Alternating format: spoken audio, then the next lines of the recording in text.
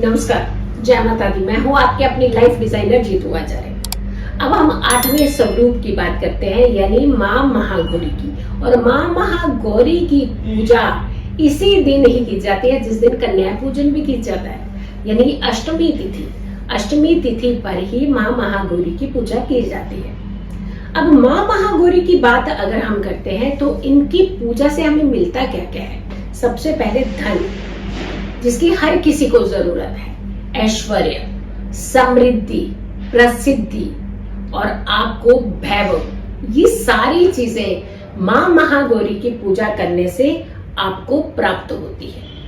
और माँ महागौरी को शिवा भी कहा जाता है, यानी शिव के अर्धांगिनी के रूप में भी इसे पूजा जाता है। और साथ के साथ इन्हें शांभवी भी कहा जाता है, यानी शांभवी भी कहते हैं और शिवा भी कहते हैं इन्हें। और इनकी पूजा से कहते हैं, इनके तप करने से कहा जाता है, खास करके सुहागिन स्त्रियां आपके जीवन में आने वाले हर कष्ट का मुख मोड़ देती हैं। यानी एक सुहागिन स्त्रियों के लिए, और दूसरा ऐसी कन्याएं जो शिव रूपी पति पाना चाहती हैं, यानी उनकी कल्पना, उनकी कामना ऐसी होती है कि हमारे पति के रूप में हमारे कुछ ऐसे खास व्यक्ति आए जिनका कंपैरिजन वो शिव के साथ करते हैं। शिव के साथ तो कंपैरिजन नहीं हो सकता। शिव तो कल्याणकारी भी है, शिव के कई रूप हैं, शिव पूरी शक्ति और कहते हैं ना कि पूरे ब्रह्मांड की शक्तियों का संचार करने वाले हैं। तो शिव के साथ कैसे कंपैरिजन हो सकता है। हाँ, मात्र कुछ अंश वहां तक जरूर मिलने चाहिए आपके। और ये कलयुग की बात करते हैं तो कलयुग में तो कुछ अंश ही मिल जाए तो उतना ही काफी है। चलिए, आपका ये एक दूसरा पहलू हो जाता है। सिर्फ आप तक ये बात पहुंचाना चाह रहे कि आप अपनी सारी मनोकामनाएं अच्छे से विवाह हो जाए, धन हो, समृद्धि हो, वैभव हो, खुशियां हो, इसके लिए आप शिव के साथ साथ माँ पार्वती की पूजा कर सकते हैं, माँ महागौरी की पूजा कर सकते हैं। और माँ महागौरी की पूजा से हर सुख मिलता है। और माँ महागौरी की पूजा से ये कहा जाता है कि आपके जीवन में आने वाले हर कष्ट का रास्ता रुक जाता है। इनके लिए एक खास बात भी बताएंगे कि कुछ खास औषधि जो है वो आप प्रयोग में कर सकते हैं, और खास बीमारी का इलाज भी करती है ये। और खास भोग से ये प्रसन्न भी होती है, यानी कुछ खाने की इच्छा अगर इनकी है तो वो कौन सी चीज है, वो कौन सा भोग है जो आप इन्हें अर्पित कर सकते हैं। और उसके चलते आप अपनी सारी मनोकामनाएं जो है वो पूर्ण करते हैं। कहते हैं किसी के दिल तक पहुंचना है तो उनका रास्ता पेट से जाता है, कहते हैं ना, हमेशा ऐसा ही होता है।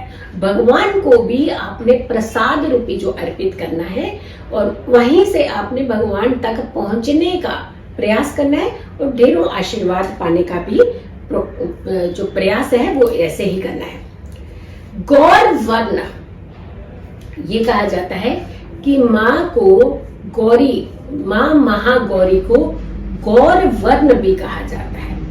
और माँ महागौरी की उपासना से आपके अंदर एक शक्ति आती है, एक एनर्जी आती है, कुछ भी कर गुजरने की एक हिम्मत आती है। मॉरल को आपका मॉरल, कई बार हम लोग बहुत हेल्पलेस फील कर जाते हैं। चीजें हमारे पास होती हैं, हमारी क्वालिटीज होती हैं, हमारे पास स्ट्रेंथ होती है, लेकिन फिर भी कहीं ना कहीं हम अपने मॉरल को डाउन कर देते हैं। कुछ कंडीशंस के ऊपर ऐसे आते हैं तो हमारा जो मॉरल है वो बहुत डाउन हो जाता है। तो आपका मॉरल डाउन नहीं होगा।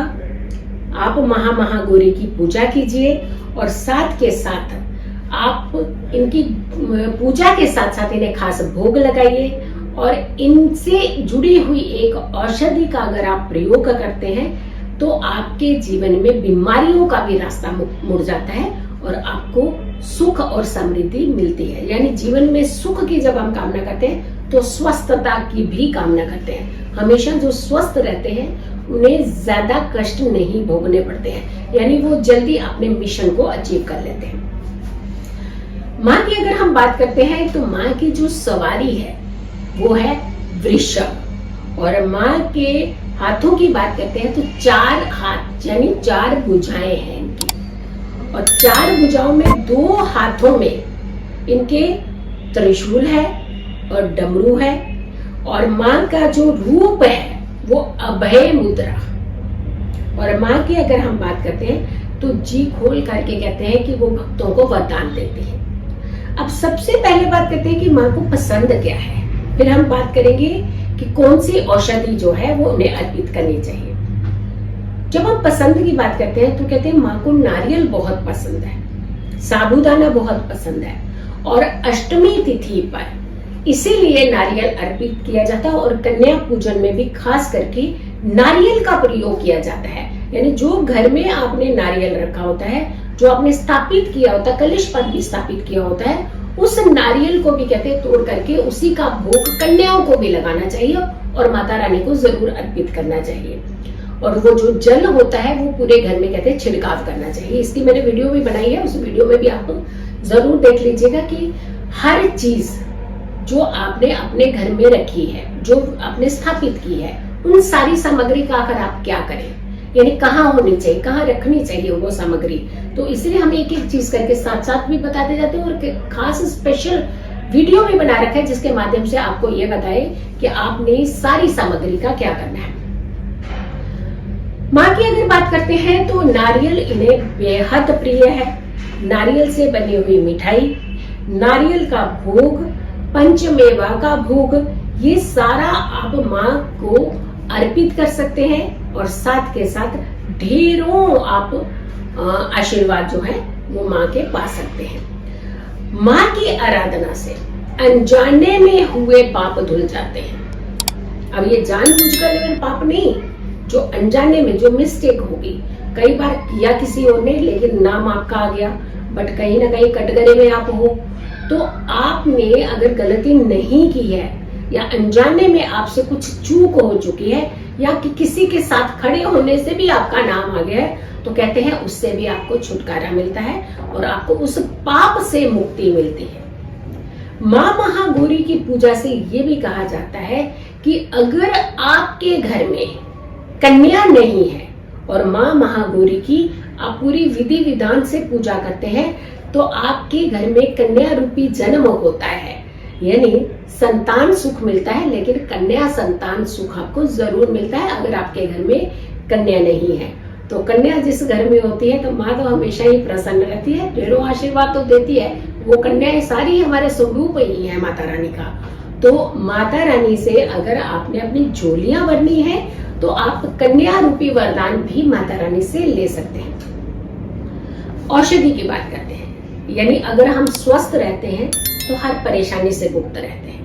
और जब हम स्वस्थ रूप नहीं होते हैं, और स्वस्थ ही रहना हमारा जीवन का एकमात्र लक्ष्य होना चाहिए, क्योंकि जो हिट है वो ही फिट है। कहते हैं जब हम फिजिकली ठीक नहीं होते हैं तो हम किसी भी कार्य को करने में असमर्थ होते हैं, हम किसी भी कार्य को ढंग से नहीं कर सकते, मन लगा करके कार्य नहीं कर सकते। जब आपका शरीर ही आपके संतुलन में नहीं है तो आप कार्य कैसे करेंगे? जब आपका माइंड आपके संतुलन में नहीं है तो आप डिसीजन कैसे लेंगे?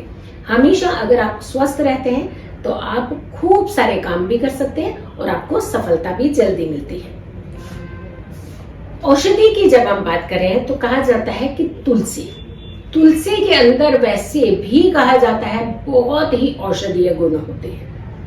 और तुलसी की जब हम बात करें तो कई तरह की तुलसी होती है। और जब हम माँ महागौरी की बात कर रहे हैं, कहा जाता है कि अगर आप अष्टमी तिथि, हर शुक्ल पक्ष की अष्टमी तिथि पर, और वहां एक कंडीशन होनी चाहिए कि रविवार का दिन ना हो। रविवार का दिन है तो आपने ये प्रयोग नहीं करना है, अदरवाइज आप हर अष्टमी तिथि पर भगवान विष्णु को 2 तुलसी के पत्ते अर्पित करते हैं और फिर साथ के साथ कुछ तुलसी के पत्तों का सेवन करते हैं तो आपको बीमारियां नहीं छूती हैं, आपको किसी भी तरीके की समस्याएं नहीं आती है।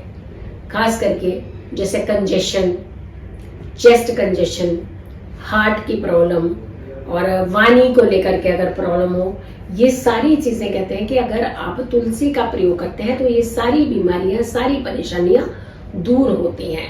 तो तुलसी में वैसे भी औषधीय गुण होते हैं, लेकिन अगर शुक्ल पक्ष की हर अष्टमी तिथि पर आप तुलसी का भोग भगवान को लगाते हैं और खुद भी सेवन करते हैं, लेकिन एक्सेप्ट संडे, एक्सेप्ट रविवार, यानी रविवार को तुलसी को नहीं छुआ जाता, तो इसके अलावा इसका प्रयोग आप कर सकते हैं। आप स्वस्थ भी रहेंगे, सुरक्षित भी रहेंगे, माँ का ढेरों आशीर्वाद भी आपको मिलेंगे और आपके जीवन में संपन्नता भी होगी। अगर आप लोगों ने अभी तक मेरे चैनल को सब्सक्राइब नहीं किया है तो जरूर कीजिएगा, वीडियो ज्यादा से ज्यादा लोगों तक शेयर कीजिएगा और मेरी आने वाली हर वीडियो को आप इंतजार करें। तब तक के लिए नमस्कार।